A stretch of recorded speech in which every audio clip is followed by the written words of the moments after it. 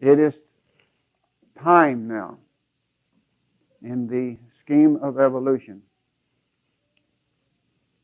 that man be given the privilege, if it be of his heart, to awaken to the consciousness of himself. This is why you find me speaking to you in strange words, saying and explaining things in a different way in which you probably have not heard before.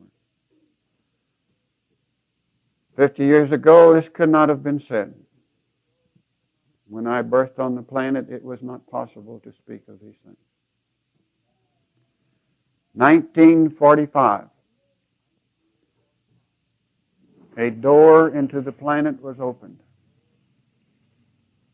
A new state of consciousness was breathed into the mental planes of planet Earth. About 3-4 years ago, one of the great masters entered into the center of the earth, who is from another planet, but we call them, they come by the name of Comoris. They are the Comori brothers. And he took the job of being the seed in the center of this planet. And he is outbreathing from the center of this planet to the surface of this earth information that will become commonplace in time. And these things of which I speak to you as a forerunner,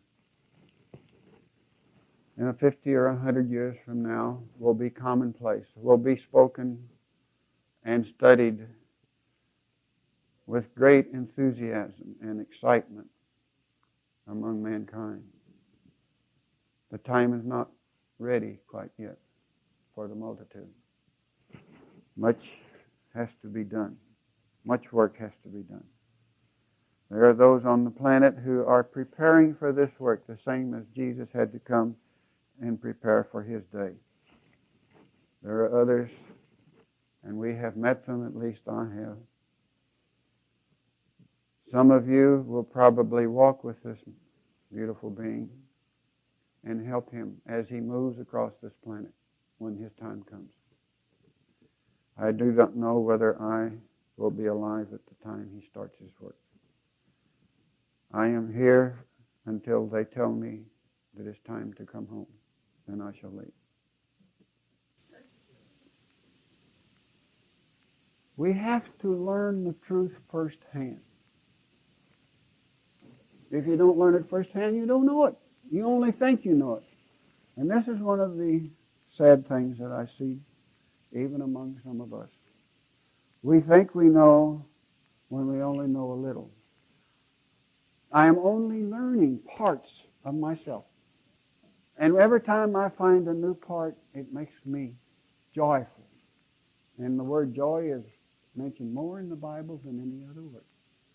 That's because when you find a new part of yourself, you're joyful. Oh, what glory! What wonderful glory has come into my consciousness.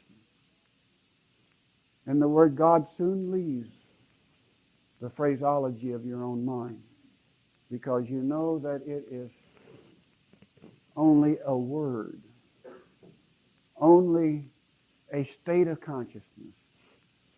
You begin to want to become one with the great Supreme that outbreathes itself and breathes itself back again. And you want to follow the stream to the budding of life. Walk across the flame to the dot, to the wave, and enter the black hole and look back upon the world and say, this is what I must master.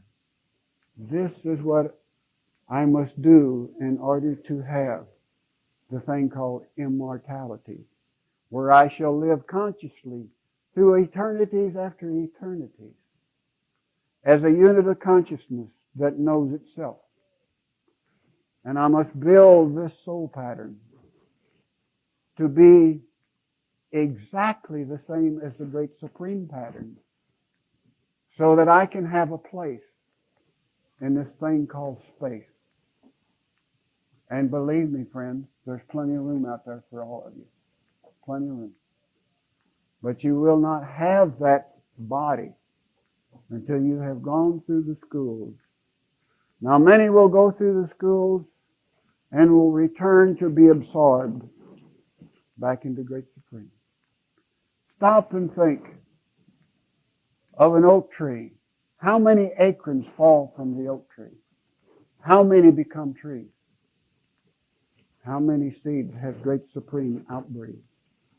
How many shall become Great Supreme? It's not an easy task. It's not an easy road. Your destiny is in your hands. Every man has the right to become what he wishes to become. He can escape into fields of mind that are deluding to the purpose of consciousness. Or he can stand steadfast and he can face himself and he can say, I want to know what I am. And I want to know why I am and what I am to become and why I was created. I want to know this personally, firsthand. I do not want to take another man's word for it. And this is what this humble self will teach you how to do. If you have patience, and if your insides hurt enough to want to know.